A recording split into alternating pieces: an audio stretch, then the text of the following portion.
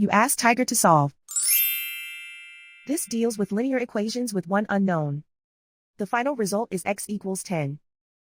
Let's solve it step by step. Simplify the expression. Simplify the arithmetic.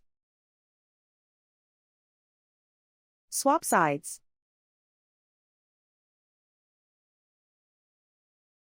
Group all constants on the right side of the equation. Add 32 to both sides.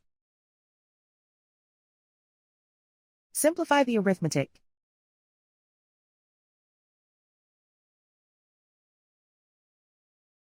Isolate the x. Divide both sides by 4. Simplify the fraction. Find the greatest common factor of the numerator and denominator. Factor out and cancel the greatest common factor. And so the final result is x equals 10.